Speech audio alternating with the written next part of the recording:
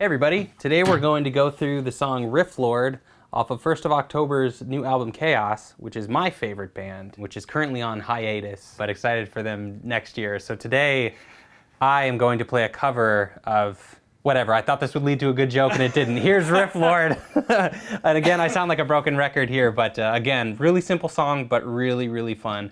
All you need for this as well is just a standard 6-string guitar and some pretty gnarly distortion. There's one more effect on it to really, really get it exact, and that's the Ricochet whammy pedal, which we have just slowly, when you press on it, it slowly brings the guitar signal up an octave. And we have that in the mix for kind of a chainsaw type of sound or a motorcycle sound. If you don't happen to have that exact piece of gear, you can still play along and do pretty much all of it, and there's some things you can do to kind of get that sound. The main riff is just on the low E. It goes back and forth between palm mutes and not. The palm mutes are always 2.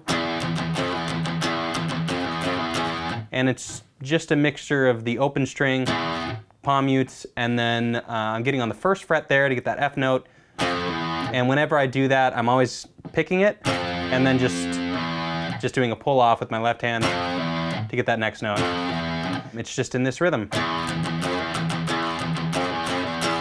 And then we move on to the end of the riff, where we're gonna slide with our 3rd finger, or whichever one is comfortable for you. I'm using my 3rd. From the A string, from that 1st fret, and then 3rd fret to 2nd, and then really waving it around. And then you do the same thing on the D string.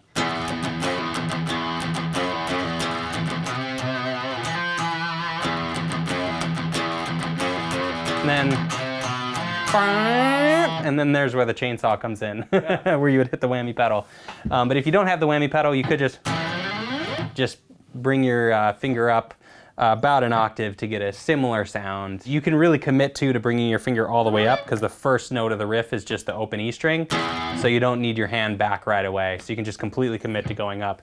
And I noticed that in the video on the bass, and it always bugs me because I knew I could have went to an open string. Even going into the chorus, I could have gone to the open A, and I would have been able to slide all the way up on the bass. And every time I see it, I'm like, if we had more time, that's what I would do. But it also just shows that those things don't really matter because it still sounds great. Okay, so here's the riff. Pretty simple one. It's all just these notes: 0, 1, 2, 3, 2, 3. Those are all the notes you're using here.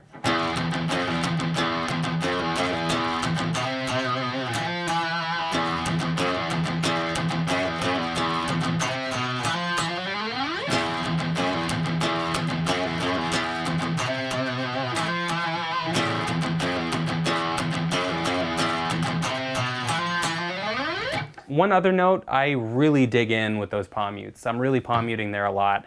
I want there to be a big sonic difference between the open string and when it's palm muted. So I'm really, really digging into it. I'm putting my palm pretty far into the string, so it's deadening the note a lot. And then the chorus goes right back to these chords that I love so much. And I use them in a lot of songs. They're also in Spooky Time, but just in a different key. That's 5, 3, and I use my 3rd finger in 1st.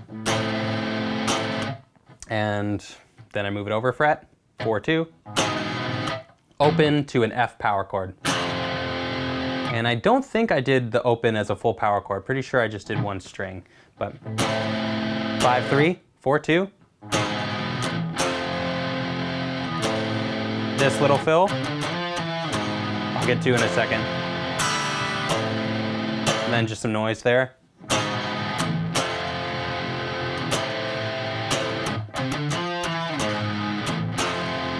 And then just some noise to fill it in. I don't remember exactly what I did. It would have just been improvised. But that little fill is just keeping that 3rd finger on the 3rd fret, going 3, 5, and then sliding into the 8 and 7, all on that 1 string. And it's the same as that in the main riff. Oh.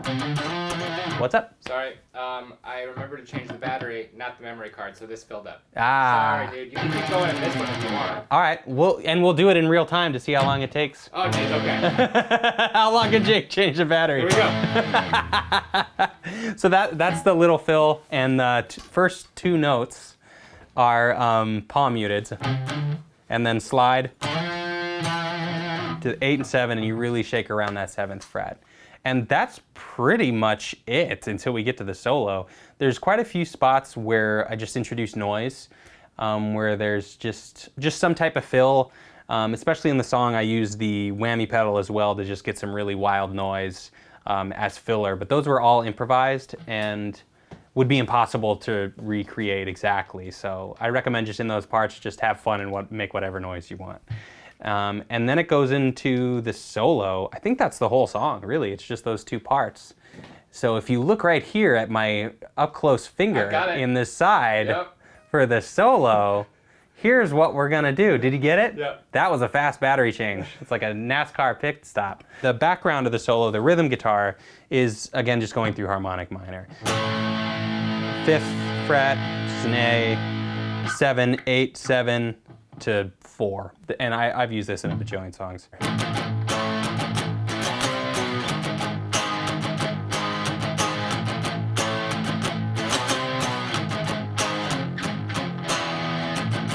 I think that's what I did. It was something like that. I frankly don't remember. It definitely used those chords and then ended the second time around with 1, 4, and 0 somehow. But yeah, so it's...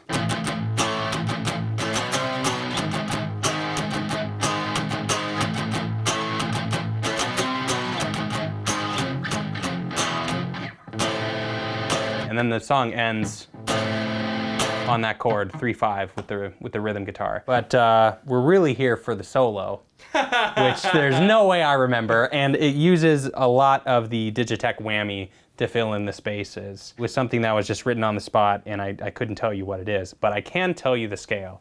It's a harmonic minor scale, and I learned how to blast down that scale from this video. Cracking the Code, episode 9 from Troy Grady. Thank you, Troy. I just ripped this off, basically. This is just exactly what I'm doing.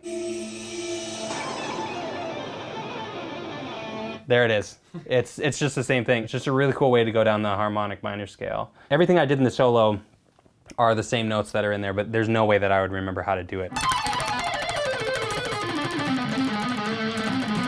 And then I don't remember what I did.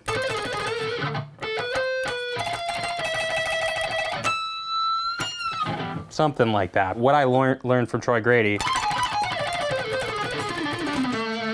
it's pretty much that, and then just building on those same notes that were in there. And that's what the whole solo is based around. That and that ricochet whammy pedal. And a lot of heart. And a lot of heart. And a lot of fuzz pedal smuggling. I'm gonna play it all the way through so you can hear it in context, and then I can't wait to hear your solo. And if anyone can nail the solo, I was gonna say your cover, but if anyone can nail the solo, we'll send you a free merch package or something. Nice. Yeah, for sure.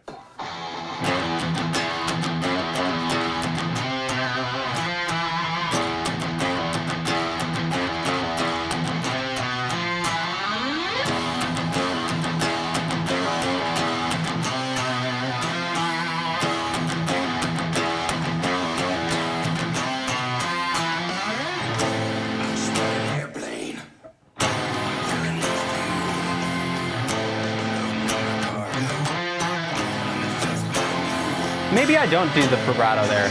I don't remember.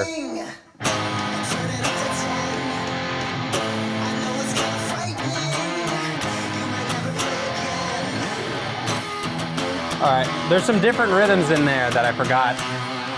But again, they were all improvised.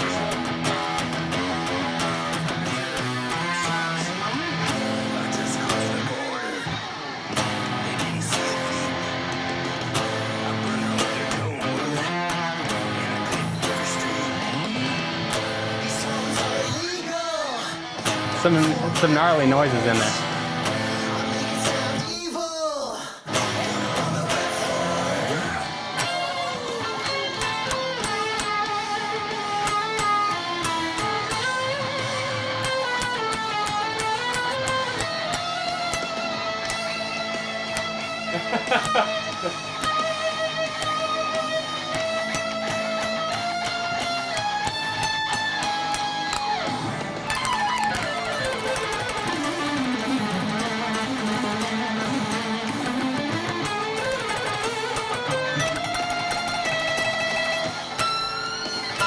I kind of remembered it. Yeah, I kind of remembered it. I messed up a lot of the That's awesome. a lot of the notes. Thanks. And if you know the notes, I think with a little bit of practice and going through the song, you could figure out the solo. But that's what I remember of it anyway.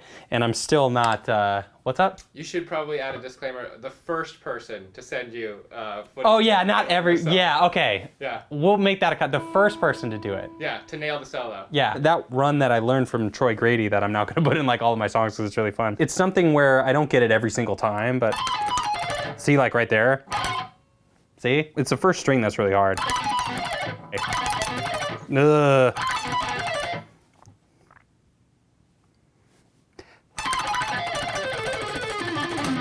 Whatever. That's as good as I can do for this video. Thanks so much for being a fan of our one day a year band, and we'll see you next year.